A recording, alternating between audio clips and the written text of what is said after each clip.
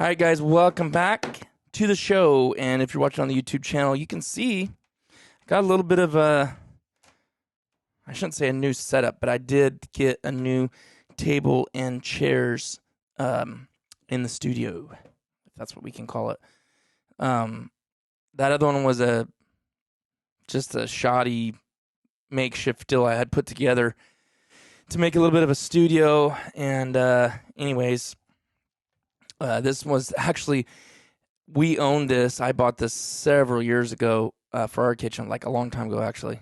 I don't know. It might have been 10, 12, 15 years ago. My sister bought it, and then I bought it back from her. So, but I was always mad at my wife for selling this because it's just a stinking solid table. And I liked it.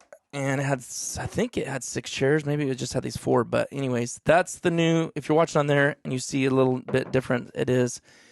Haven't decided. I don't think I want to drill a hole in the middle for the cords. It just would, I hate to ruin a table like this. So we'll just leave it like this for now. But anyways, I wanted to just get on here. I really only got like 15 minutes to update you guys. I can tell you right now, I have done way better this season, keeping updated on the podcast and keep you guys informed.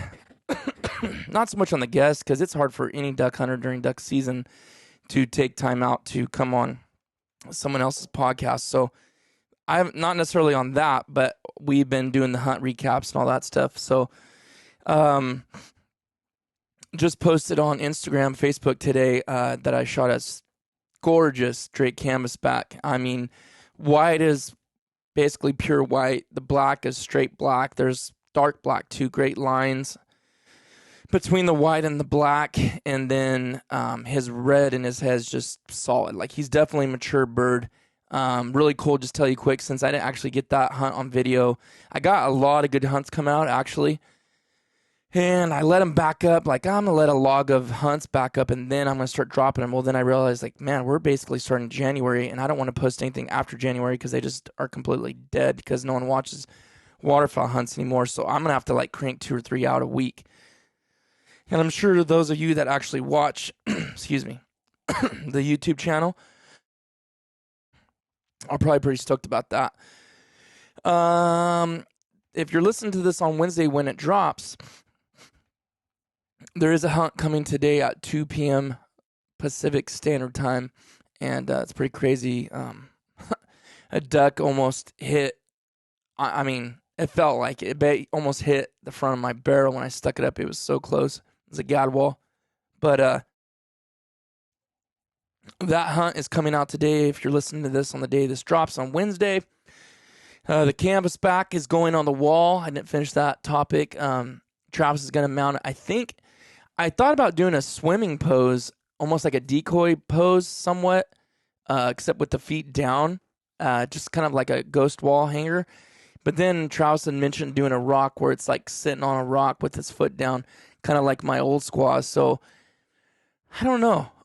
Now, I thought that's what I was dead set on doing with the rock, because the rock's really cool. It just kind of adds an extra touch to it. But then after I seen a guy sent me a picture of his canvasback like swimming, with nothing else, just a ghost hanger, I was like, man, that is kind of, I think I almost want that more than I do on the rock, because I don't have anything in my collection like that. So maybe I will do that. I don't know. I mean, there's a lot more divers I got to mount, but I do like the feet down ghost hanger swimming pose.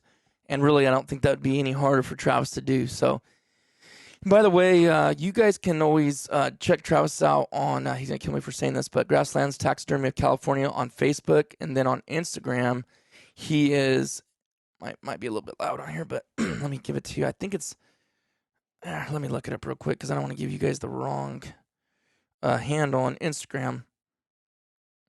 It is 1972 Ducks, D-U-C-K-S, Inc., I-N-C. 1972 Ducks, Inc., all one word. That's Travis on Instagram. You'll see some shots of us on there in our hunts, and then his taxidermy. And Travis is really good. I mean, I went just because he's my buddy doesn't mean I'll take my birds to him. So Travis is really good. And That's who I take my birds to when I want mounts done. So, uh, so that is going on the wall. That can, I've shot cans. It's not like that's my first can, but this one is so perfect. And he was just far enough away that I really think I must have caught him with several BBs to the head, because he had no damage on wings, body. There was hardly no blood on him at all. And he definitely was bleeding out of his head. So I think I just made a good like headshot or whatever. I would say he was probably like 30 yards, which is better. If you're gonna mount something, I really don't want him at 10 yards just to blow him up. And I was shooting my 12, and I was honestly so thankful that I shot my 12 gauge. But anyways, me and Thomas had a really good hunt.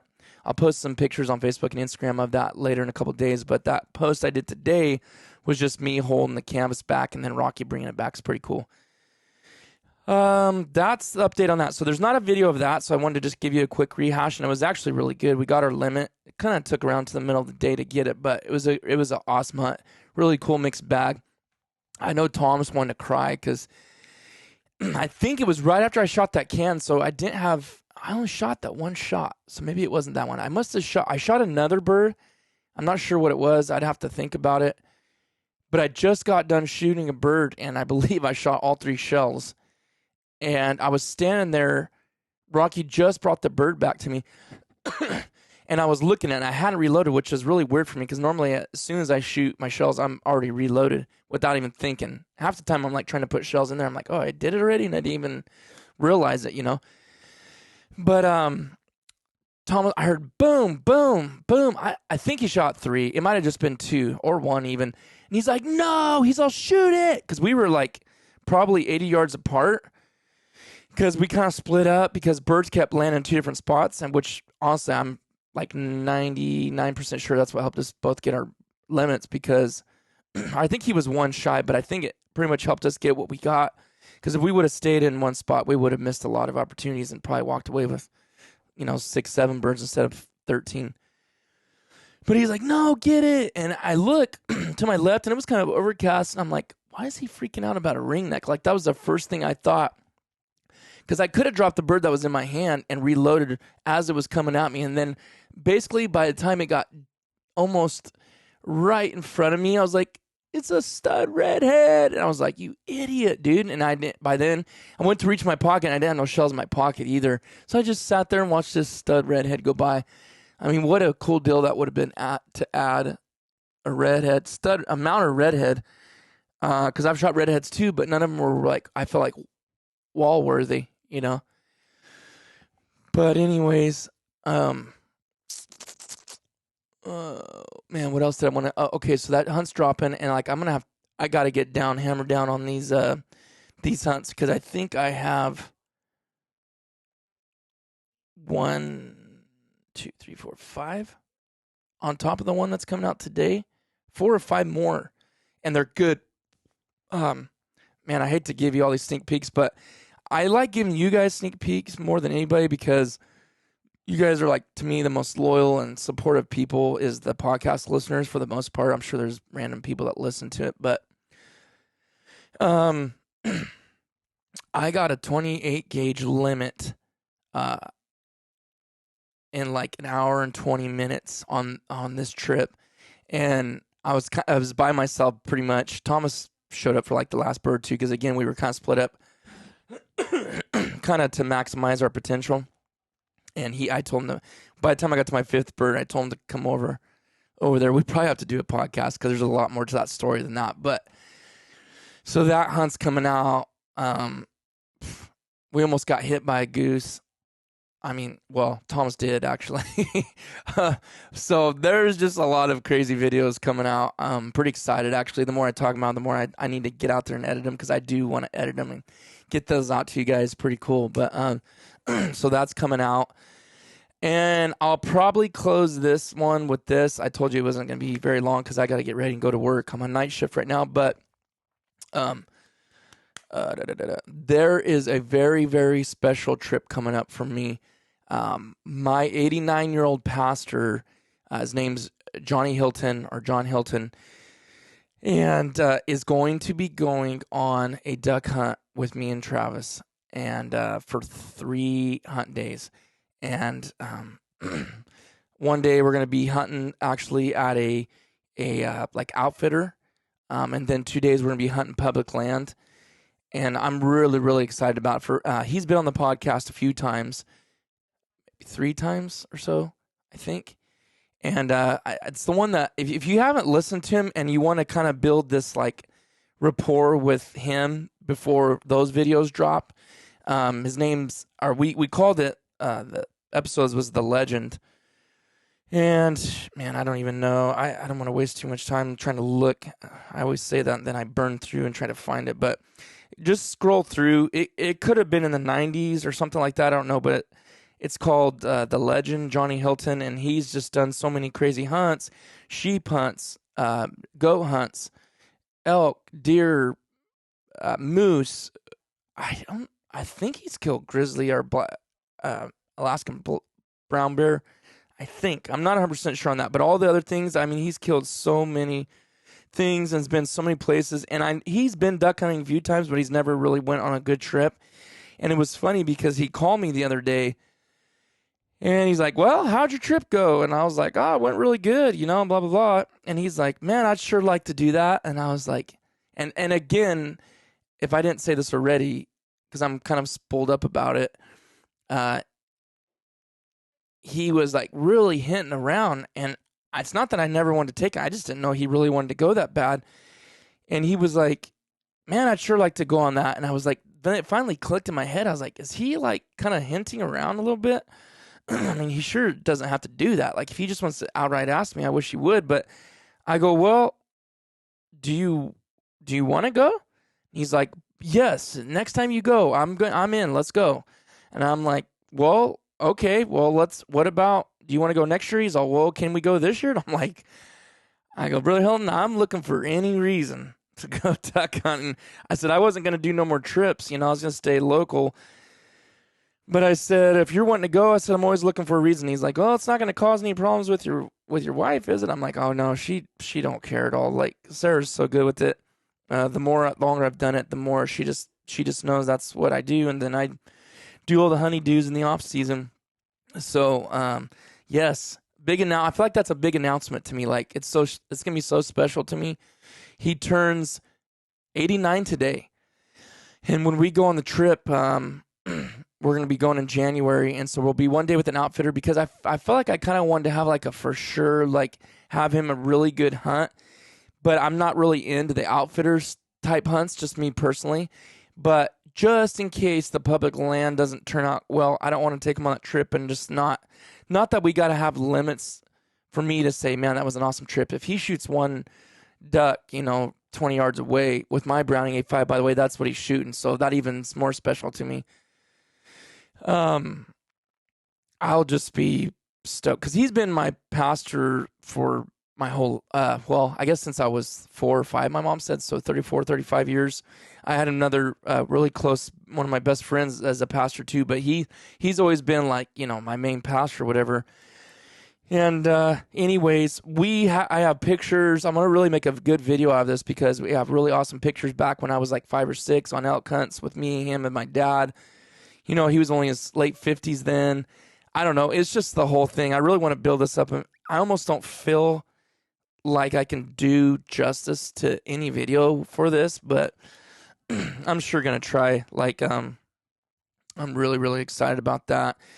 And the fact that he wants to shoot my Browning 5, which is like so cool. It's a 12 gauge because he said he has a 20, but he's like, I don't really like it. The rays on it, how I look down it.